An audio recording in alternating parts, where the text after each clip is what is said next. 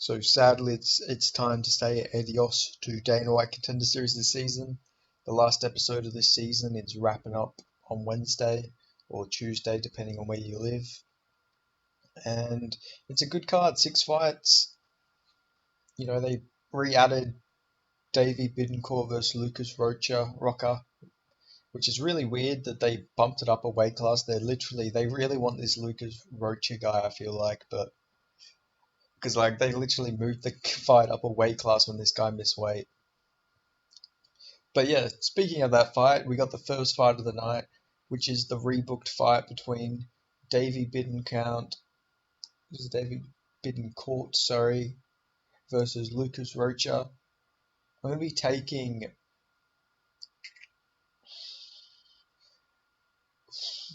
I'm gonna go with Dave. I'm gonna go with Davey Bittencourt here. This guy just looks like a badass. He looks like a protagonist. Look at him. He looks like the main character. His Tapology page. He goes hard. He's got an afro. He's got the glasses. He looks like the guy you'd see in like a detective movie or some shit in the 70s. Who just kicks everybody's asses. And, Lucas Rocha had a pretty bad weight cut. He missed weight to flyweight significantly by like 5 pounds.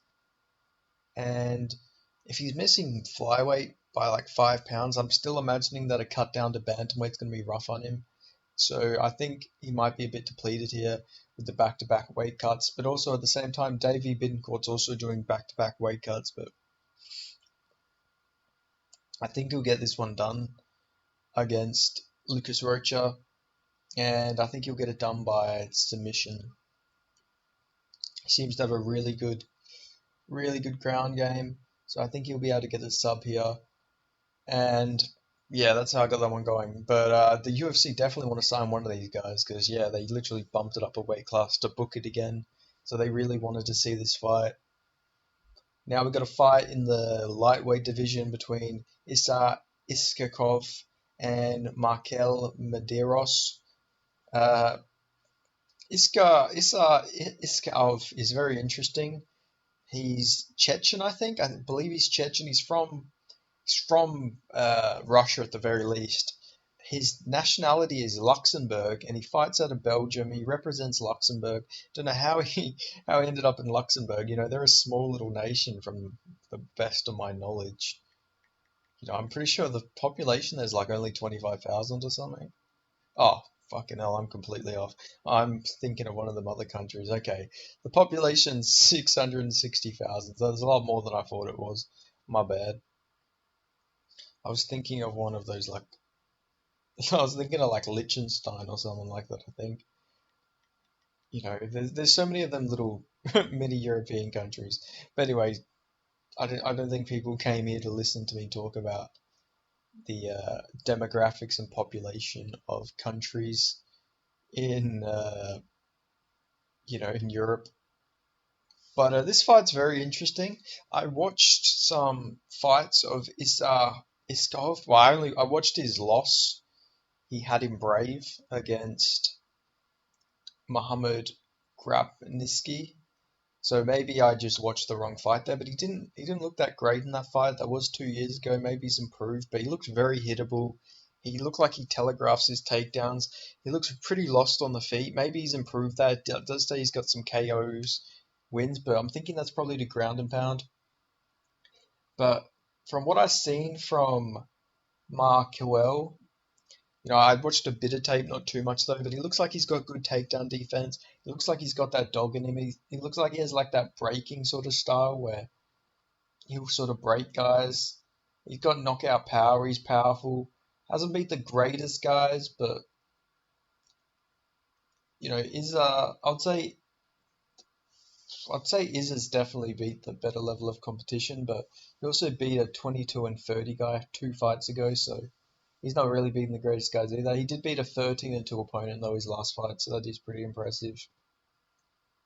But I'm actually going to take the underdog here uh, in Medeiros. I think his style is actually really good for Iskarov here. If he can't get the takedown, I think he's going to get teed up on the feet. He's very hittable. He seems to get hit a lot. And I think he'll get his chin tested here. But yeah, I'm going with Medeiros. But it'd be cool to get a fighter from Luxembourg. To the best of my knowledge, there is no Luxembourg UFC fighters. So that'd be cool to get one in there. I do wonder how he ended up in Luxembourg of all places, but very interesting. But then moving up, we got the fight between Torres Finney and Yuri Panfarov. This one's a very interesting one. Both have not really beat the best level of competition. They're both they've generally beat pretty bad guys. Like 4-4, 2-4, 8-12, 0-0, 0-0, 0-1. Like Yuri Panfarov has never beat a guy with a winning record. You have to go back to his amateur career when he did that.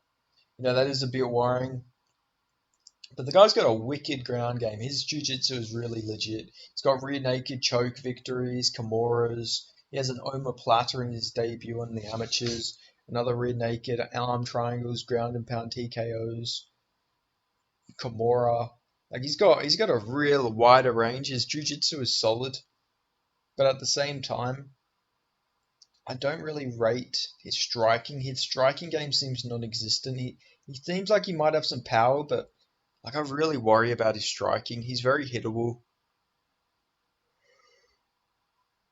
All the fights of his I watched, he always gets hit with big shots. But he does seem to have a chin, but he did get pretty hurt by Davis Oricino Jr., who is 4-4. But also at the same time, the guy's not a light heavyweight. He is. This is a middleweight fight. Maybe he's going to be a complete different beast at middleweight. Maybe he's going to have some crazy KO power or something like that. He might be even stronger. He's 6 foot. He's fought at heavyweight as well. I'm pretty sure. Or at least, yeah, he had actually. So he grappled at heavyweight. He's grappled in. Oh no, here's a fight. Yeah, he weighed in. So it was a 215-pound catch weight. So I'd imagine that's around his walk around.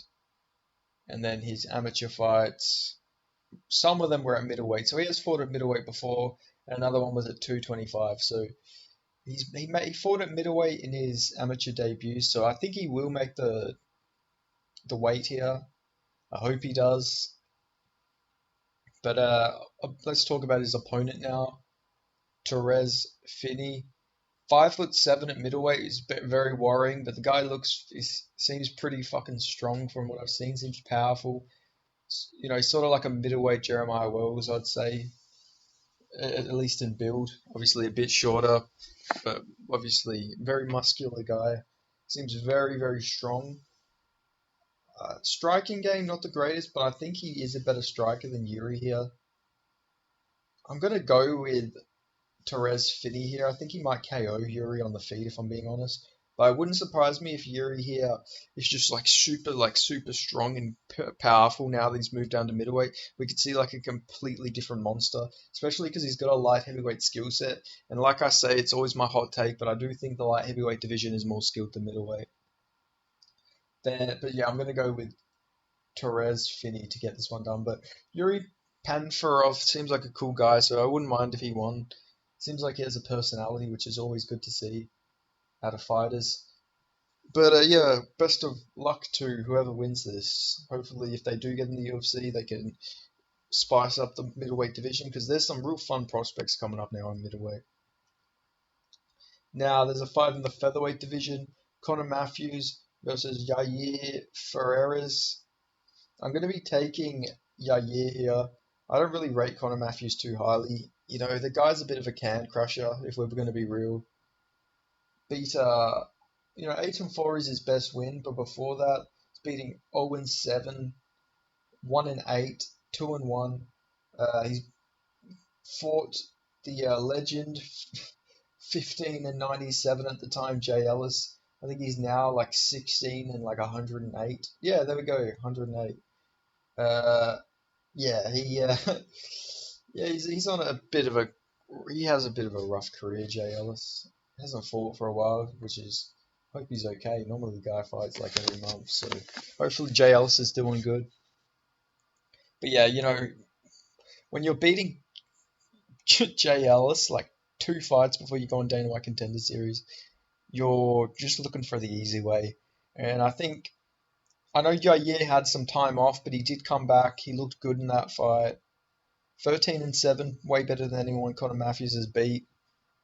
4-1, 4-4, 3-0, 4-3, 3-2, 5-3. Beat the way better level of competition in my opinion, and he looks just to be a bit better. So I'm going to go with him here. He's got a fun style, and I think he'll beat Conor Matthews. Conor Matthews is tough though, so maybe it goes to a decision. Then we got Rickson, Tai, Zanidam versus Andre Lima. Going to be taking. This is a tough one. I'm going to take Andre Lima here. I think he's beat the better level of competition. It's a fun style. He did lose a Muay Thai fight this year, but it was due to a cut. And then, he's just beat a bunch of people in kickboxing. Guy's got a long kickboxing background. And I think this is a really winnable fight for him. I think he'll get this one done. Zenidam is fun. He's a fun fighter. He's a good fighter. He did lose this year earlier against Rodrigo Vera, but he's not a bad fighter by any means. But yeah, he hasn't beat the best level of competition. He's got a few guys where it's NA, meaning there's no record of them. He's got three guys who are NA. Then he's got 0-0, 1-2, 6-4, 0-0, 5-1, 5-4, 9-5, 9-3. No, he's got some good wins, but yeah, it is a bit worrying. Like he's stepped up the competition recently, it seems like, but then again, 12-6 his last fight. It's not beat the greatest guys. I think it would have beat Kevin Borges though if they fought, so it is a shame for him. He's got a pretty tough matchup here, but he'll probably end up getting another opportunity. Seems like a good fighter, but I am going to go with Andre Lima here, and I say he gets a. I'll say he gets a decision. I think he'll get a decision. They also share a common opponent in. Do they share a common opponent? No, never mind. I'm wrong. I'm completely wrong. My bad. Okay, then moving on, we got the main event. Roman Tavares versus Quotavianus Romanius. His nickname is Are You Not Entertained? The guy's got a sick ground game. He's got some power as well. And I think I'm going to go with him to beat Ramon Tavares here. And I think he gets it done via TKO. I don't rate Tavares, sorry. I don't rate Tavares' chin too much. He did get, even though he was an early stoppage, he did get dropped pretty badly and before that he's been chinned. And I don't know if he'll be recovered from being knocked down. I know he didn't get fully knocked out, but he was close. A few more shots, and he would have been put out cold in my opinion. So yeah, I'm going to go with Are You Not Entertained to get this one done by TKO. But yeah, it's a shame that no more Dana White Contender Series. I've been enjoying the cards. The cards have been pretty fun. Uh, some of the prospects, a lot of the prospects I thought that would win their fights have not been doing good though. Outside of Tom Nolan, a lot of these like hyped up prospects are really not like doing uh, as well as we all thought. It was really sad to see. Like I think it was Bruno Lopez, George Hardwick, uh, Mortaza Talha, like all of these hyped up prospects losing is like generally very sad to see, especially in some of these divisions that could have used like these hyped up guys. But I think those guys will eventually find their way back, and I think they will eventually get UFC contracts. I think a lot of them guys who lost are still good fighters. I think Lopez, I think he just fought a bit too aggressive and he got caught. I think he wins that fight most times out of 10. George Hardwick, he just didn't show up, I don't think, but also the guy he fought was pretty good. I think that guy will probably go on to do some good things in the UFC. And Talha just, he is not a light heavyweight, so he'll probably do a lot better at middleweight. He said he's going down to middleweight for his next fight, which is good to hear. That I like that. I think it's a great move for him. But yeah, that's all I got to say. Uh, if you made it this far into the video, make sure you give it a like. Let me know your thoughts on my Dana White Contender Series picks in the comment section. And if you're not already, subscribe, and I'll see you guys in the next video. Thank you. I've made so many prediction videos today. It's crazy. I didn't want to go like overkill and like gun these all out, but I still have one more or two more prediction videos to make for the next few days. but I'll try and get some like non-prediction content out as well. But yeah, that's all I got to say. So yeah, thanks. I appreciate it. If you listen to this message, let me know. But yeah, thanks for watching.